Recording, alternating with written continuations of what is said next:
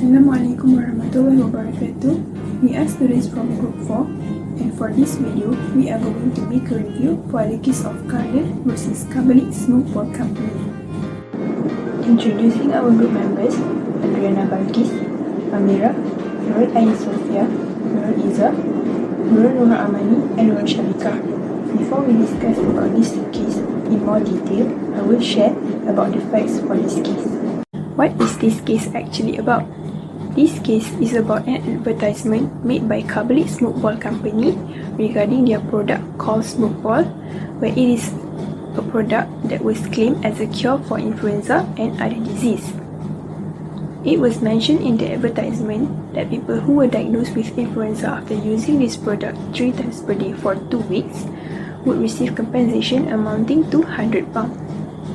Mr. Carlill, who believed in the effectiveness of the product as advertised, bought a packet of that product and she used it 3 times a day for about 2 months, and later on she had an attack of influenza.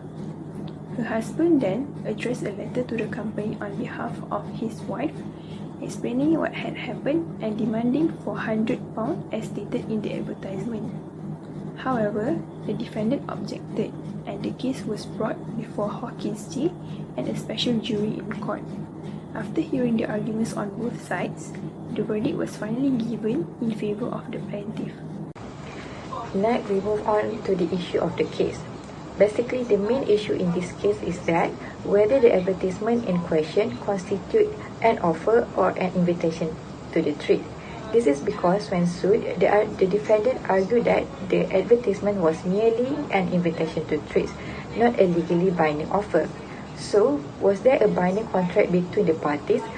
Because a contract requires notification of acceptance, and did Mr. Carlill notify Carbolic of the acceptance of the offer? So, in this case, the advertisement by Smoke Ball was offered to the world. It was contended that it's not binding. It is said it is not made with anybody in particular. Does this case involve the law of contract under unilateral offer? Next, we will discuss the decision made by the court regarding this case. The court has decided to deny the company's claim entirely and declare that Mrs. Carlill and the company had a legally binding contract for €100. The reason why the court denied that the advertisement was not an invitation to trade is that any rational person would think that the company had made a serious offer. Before accepting the offer, they must give a good thought and think seriously because they have to consider the consequences they might experience when using a defective product. The company should not take it lightly and must give ample consideration to the promise because it involves people's health. Hence, the plaintiff has the right to claim the €100 from the company since she got sick with influenza after using the product. I will continue our group presentation by explaining the reasoning of this case. The reason why the court has decided to deny the company's claims entirely is because the advertisement is considered as an unilateral offer. Next reason is the acceptance of the offer occurred when the smoke balls usage requirements were met. Other than that, there is a clear benefit showed in the advertisement. The buying or just using smoke ball constitute good consideration since it was an obvious cost incurred of the company's request, and because Carbolic would benefit greatly from more individuals buying smoke balls as a result of their reliance on the advertisement. Last but not least, the reason why the court has decided to deny the company's claims entirely for this case is because the claims was deposited and clearly intend to be legally bound. The amount of €1,000 has been deposited at the Alliance Bank by the company showed that they have the serious intention which make it to be legally bound. Okay, lastly, we go through the analysis of this case where the court's decision to completely deny Carbolic Smoke Ball Co's claim is the right decision. One of the main reasons for this case is the acknowledgement that Carbolic Smoke Ball Co's advertisement is unilateral to the entire world, which includes Mrs. Carlill under terms where it is used according to the conditions. A unilateral contract is when a party offers to a general group of people. It is opposite of a bilateral contract where it involves at least 2 parties. We can compare Carlill v. Carbolic Smoke Ball Co. 1892 case with Partridge v. Crittenden 1968, a case that is almost similar regarding the invitation to trade using advertisement media. Mr. Partridge advertised in a magazine under the column of classified advertisements.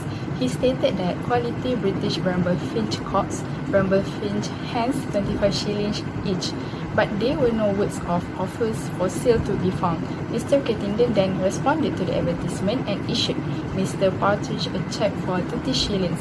The question was whether the ad was an invitation to trade or an offer for sale.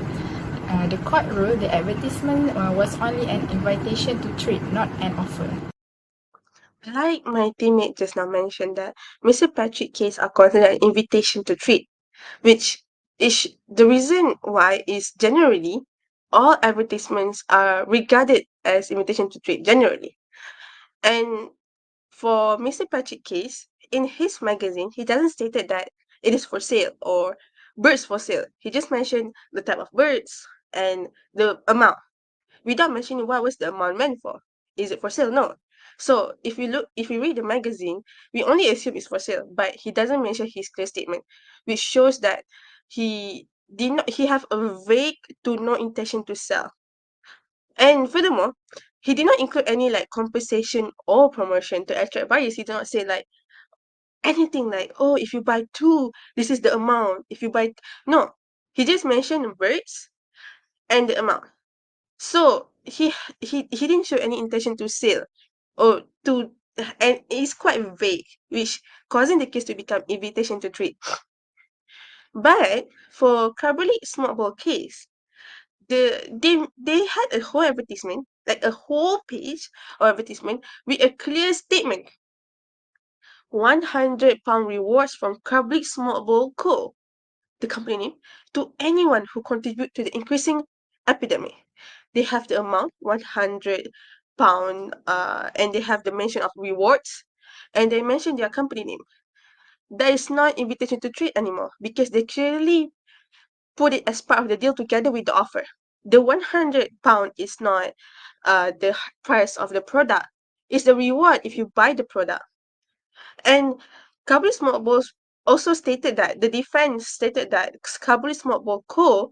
used that phrase for a gimmick to increase sale, which we jump to the next point. They have the intention, they want to increase the sales. And furthermore, they clearly stated in their one whole page advertisement that £1,000 have been deposited to Alliance Bank. Their statement there clearly meant to make people who read the advertisement that they took the £100 £100 reward seriously because they deposit £1,000 into the Alliance Bank. So it proved that they took the 100 reward seriously, the statement in their advertisement seriously, and to defend the statement that as well that the like what the defense mentioned is a gimmick to increase sales. They have intention. For if you compare again, Mr. Patrick only mentioned in the magazine the product and the price. There's no word stated of his intention to sell. His intention to sell. It's just once again just a bird type and amount. But Cabris Mobile Code, they mentioned two amounts. Two.